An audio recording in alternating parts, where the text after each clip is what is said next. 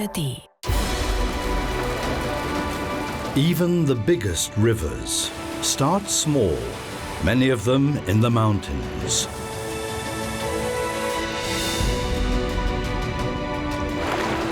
Wild, churning, teeming with life.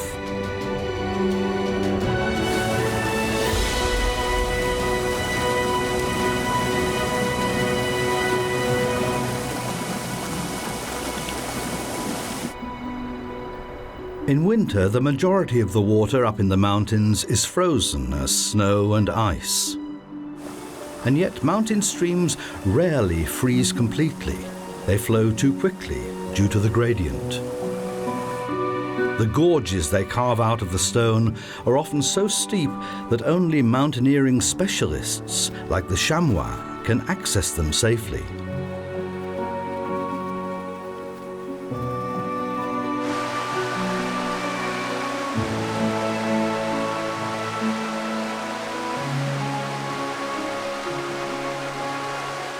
Thanks to the speed of their flow, mountain rivers often provide refuges in the winter for animals that would perish in places where everything freezes solid. The white-throated dipper is one. Hardly any other bird is as much at home in fast-flowing waters as this one. It dives for insect larvae that are plentiful in such clear, oxygen-rich waters as these.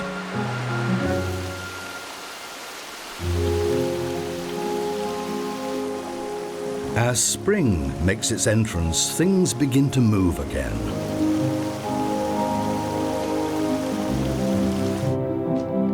The chamois have survived the worst of it.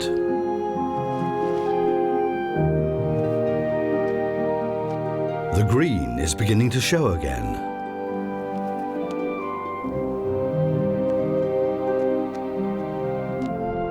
The water may not yet be free of ice, but the toads already feel the need to return to the waters where they originally hatched.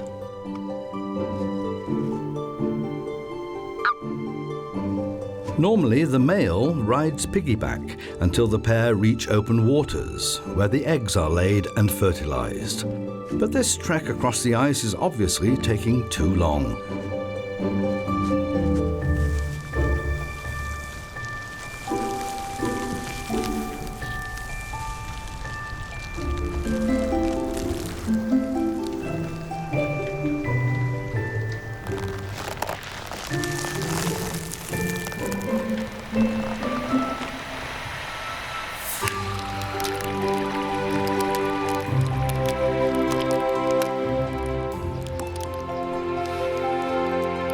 The rising temperatures not only reveal numerous natural beauties, they also provide the streams with their most plentiful water input.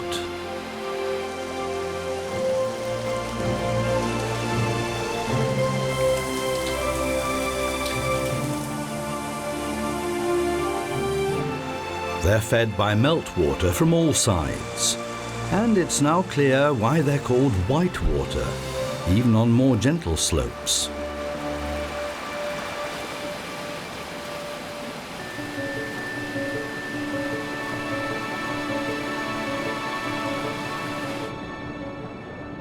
The Danube bleak waste no time in making their way upstream to their spawning sites. They spend the rest of the year in brackish areas in the lower parts of the rivers and estuaries.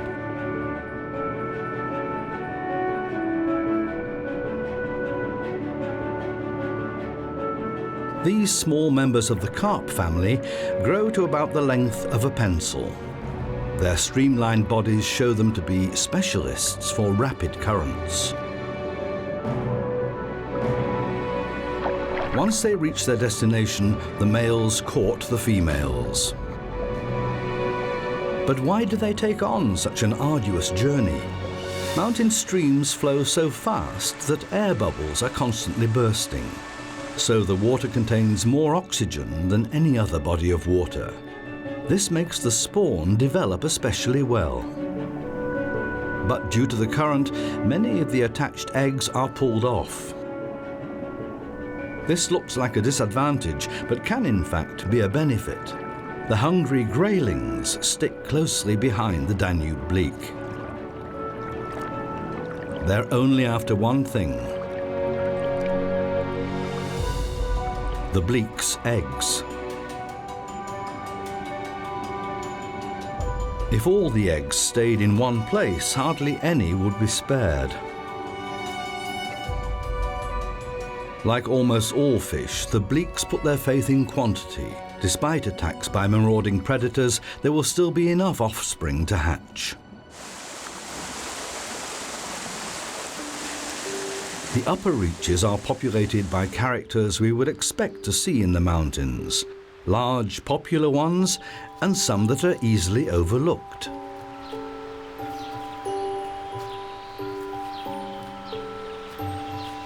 The Alpine salamander likes a moist environment, but lives mostly on land. All over the region, all species are involved in family planning. The rare Camberwell beauty is no exception.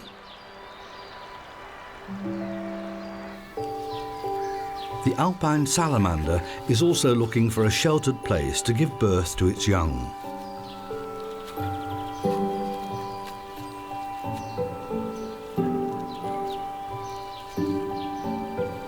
This is the only amphibian that does not lay eggs, but gives birth to live young. The pregnancy lasts 2 years, which is the longest known gestation period of any vertebrate.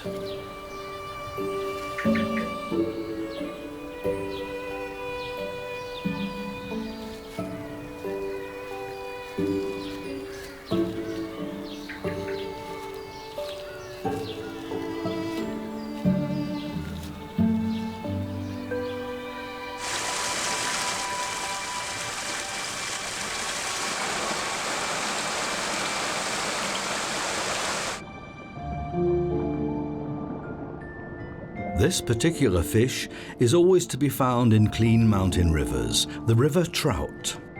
Their offspring have just hatched, barely as long as a match. Just like the bleaks, these parents have made the long journey upstream to spawn. The fresh, oxygen-rich water is an advantage for the young.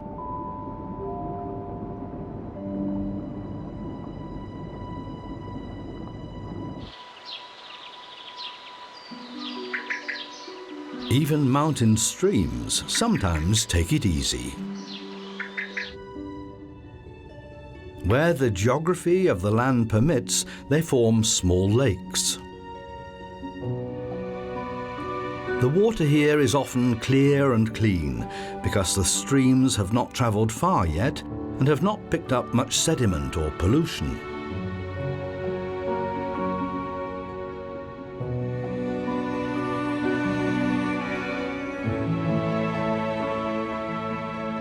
The list of inhabitants changes as the water changes.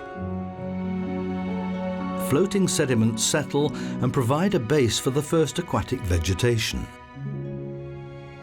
The oxygen levels are too low here for the specialists from the upper reaches, but the European perch, on the other hand, need waters rich in nutrients and can get by with less oxygen. Algae are an unmistakable sign that the lake is far more nutritious than the upper reaches of the stream that feeds it.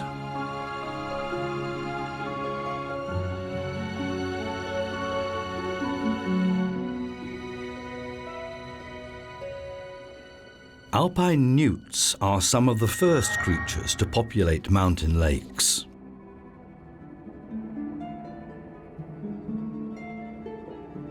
They're underwater hunters, and mosquito larvae are their favorite titbits.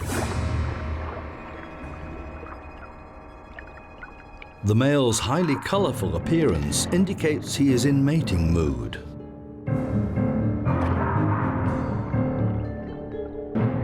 The female may be less dramatically colored, but is just as hungry. Well fed, the two will retreat to the protection of the algae jungle to mate. Insect larvae have a hard time. They're surrounded by predators. The great diving beetle is one of the most feared. Once caught by its raptorial forelegs, there is no escape.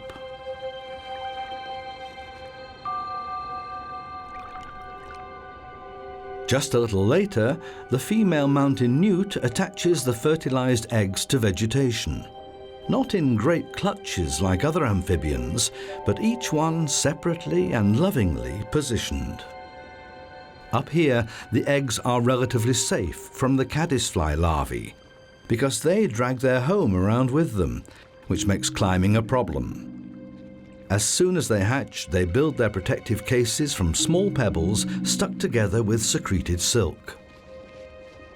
The case is not only protection. Due to its weight, it ensures the larvae are not easily swept away.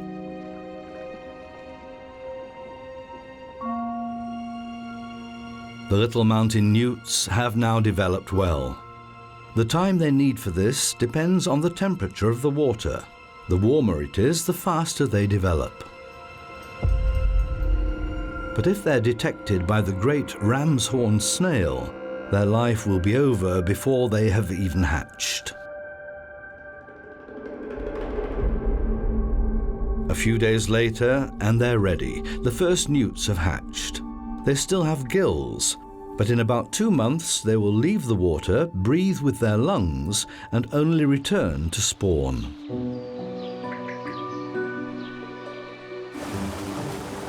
The mountain torrent changes character once again.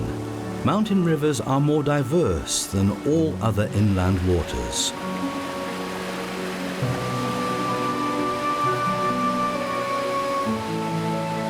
They are the lifelines in otherwise inhospitable landscapes. But for them, there would be neither forests on the mountain slopes nor woodland creatures to fill them. The squirrel is busy breaking out some of its rations, while the nuthatch is busy working on its home. It's sealing up the entrance to a vacated woodpecker cavity with clay to prevent other birds entering. The idea is to use it as a nursery.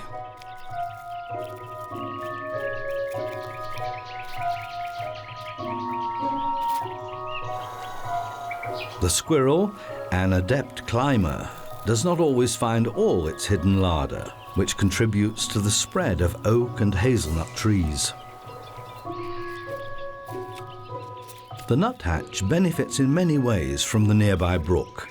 On its banks it can find moist clay and numerous insect larvae with which it can soon feed its brood.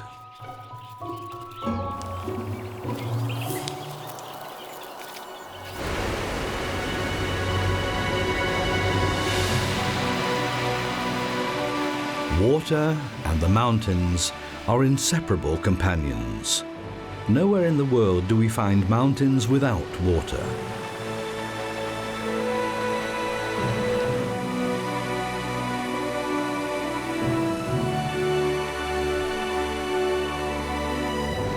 In the meantime, the water dipper chicks are almost fledglings, but still depend on what their parents pick out of the raging waters. These courageous little divers do not dive straight into the waterfall, however. They aim for the less turbulent waters at the edges.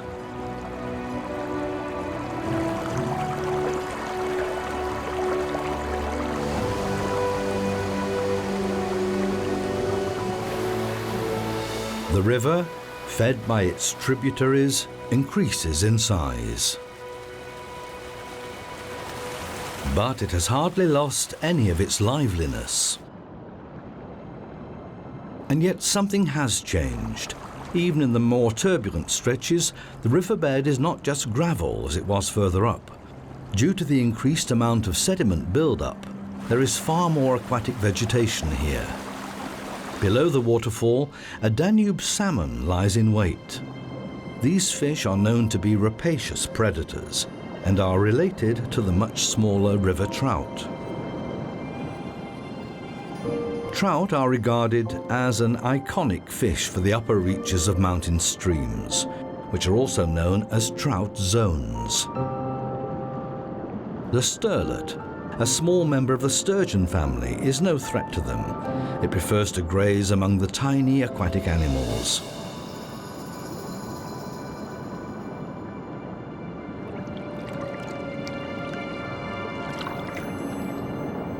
The slightly smaller graylings join them.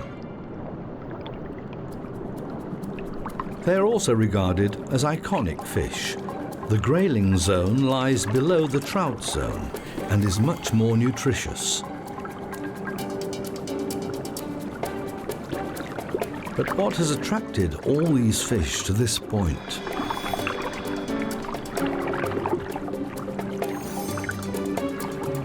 The waterfall. It carries innumerable nutrients straight to their dinner tables.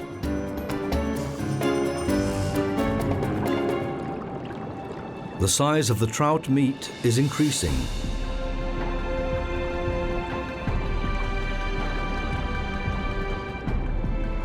Their colouring, that looks so obvious at first sight, is really camouflage. Lurking on the gravel bottom, they're hardly visible. But they can't escape this one. The Danube salmon does not even stop at relatives.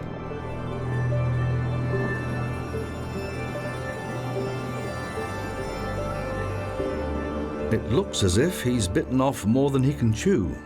The Danube salmon may be over 1 metre long, but a full-grown trout can also be 60 to 80 centimetres.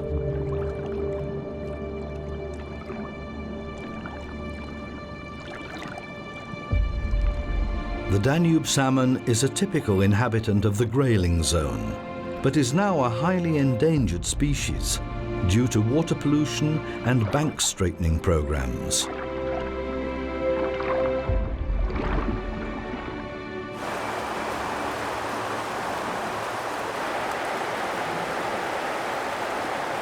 White and grey wagtails keep watch beside the water, waiting for insects. Their name is a highly appropriate description of their most obvious feature. Why they do this has not been clearly explained. They may be signalling their alert state to potential enemies. The curtsying of the dippers could be interpreted in the same way. Although the wagtails are at home beside the water, it's only the white-throated dippers that actually dive. They fly through the water looking for insect larvae.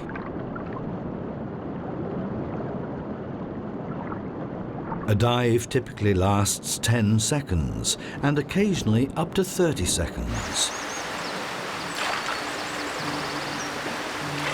The birds devour both the extracted content and the packaging. The young of the second brood have now hatched. The jet black cap shows clearly that the male wagtail is in its wedding attire.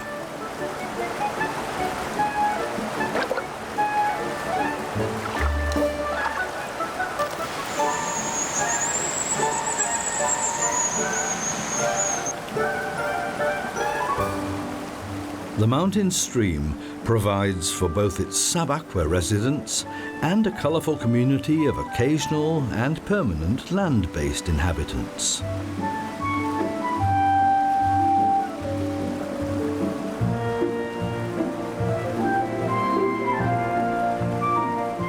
There's plenty to go round for all here.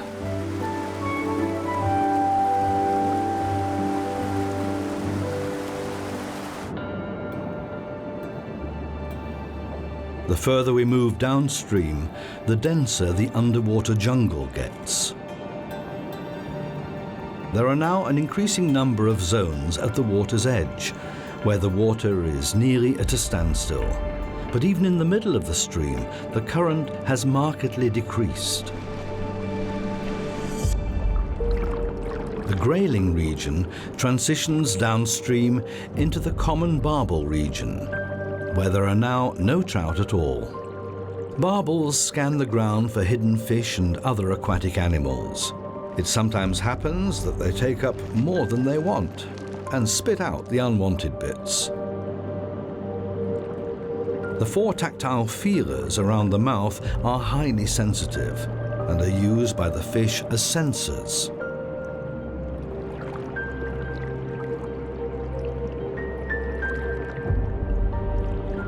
The number of common barbels increases gradually, in particular if there's a lot of gravel on the riverbed. These fascinating fish will soon start to deposit their eggs.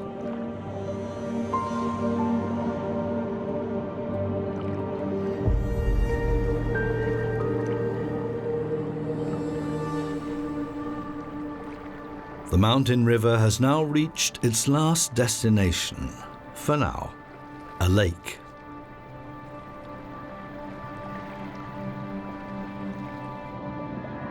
The thunderous whitewater torrent has given way to deep, still waters.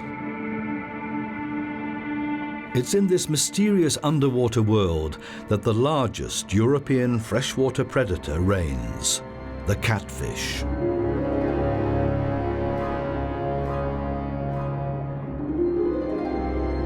Catfish are wary of the light and hide out during the day to go hunting at night.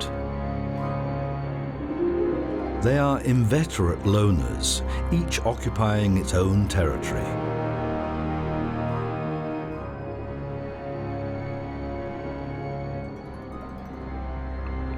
These predatory fish grow throughout their lives, and since some of them reach almost biblical age, they can grow to a good 3 meters long and weigh up to 300 kilograms. This one's up to something. It's still too light for hunting, so what's it doing around that old board?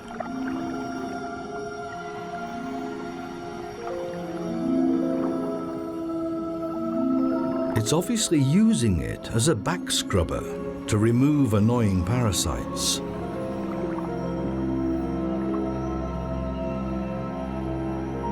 In the dense vegetation, lurking hunters are hardly noticeable, unless they are albinos.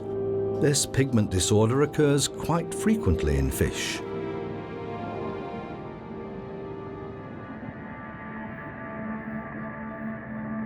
But there do seem to have been enough fish that have not detected him in time. Otherwise, he could hardly have reached this impressive size.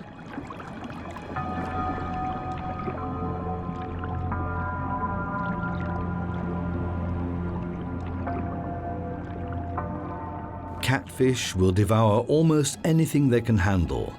Besides fish, they will go for frogs and even water birds.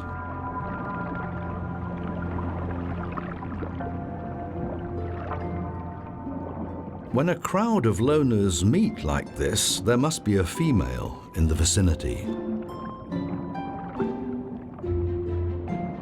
If the couple mate, the male will watch over the spawn until the youngsters hatch.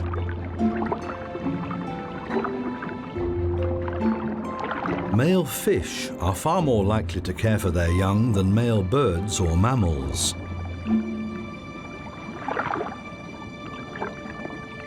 Another lake dweller is also on the lookout for juicy fish, even if one does not expect it to, the eel.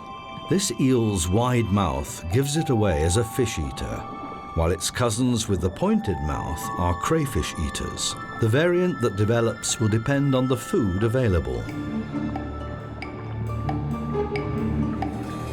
The male pike perch is keen to protect its spawn. Another fine example of a father watching over its young.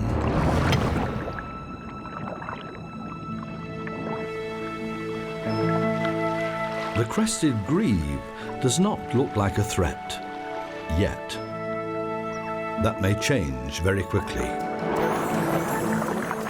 The crested grebe is known to be an excellent diver and searches underwater for its meals.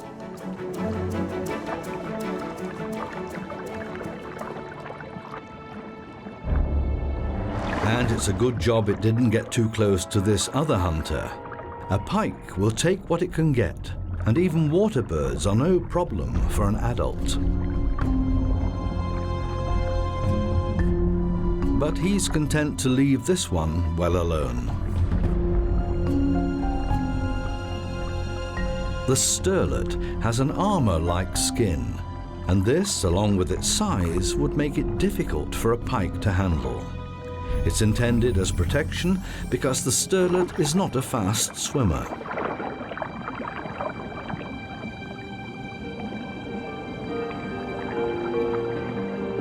Like many bottom dwellers, its mouth is on the underside. It picks up small creatures from the sand and filters out any unwanted items through its gills.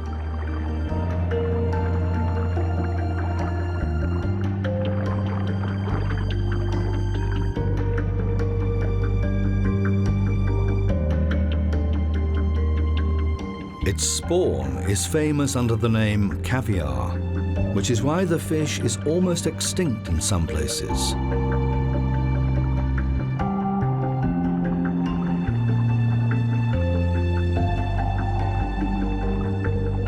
The tench employs a similar eating technique.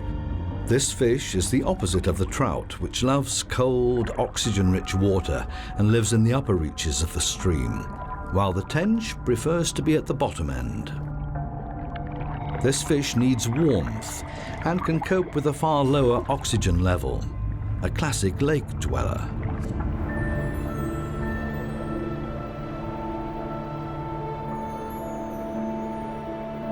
When night falls on the Alpine lake, the predators come out. The pike is the predatory cat of the lakes.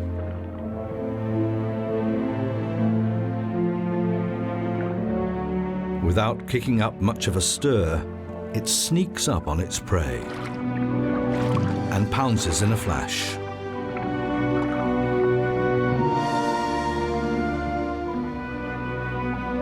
It has already located its next victim.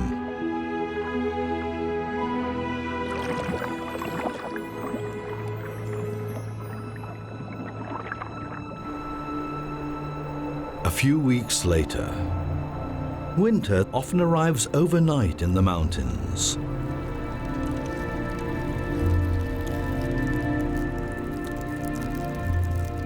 The cold transforms the humid air into filigree works of art.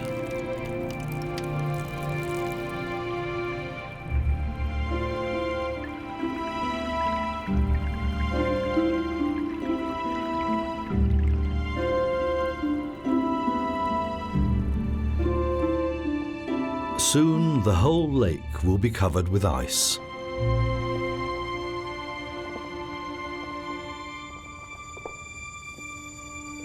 Those that can will seek refuge on the warmer bottom of the lake.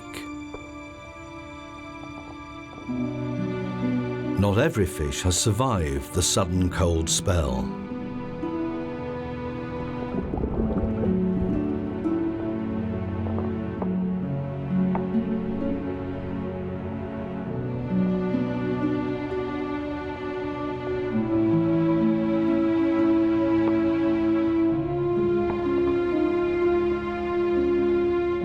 The lake is rigid and still.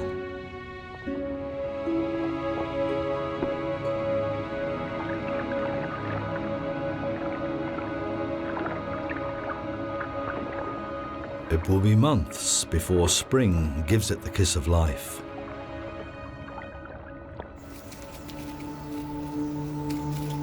The upper reaches have been in winter mode for some time.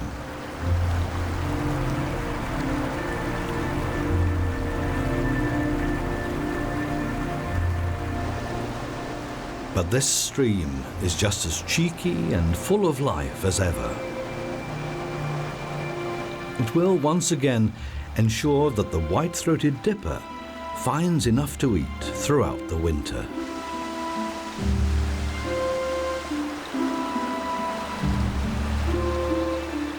An untamed alpine stream, a dynamic habitat teeming with life.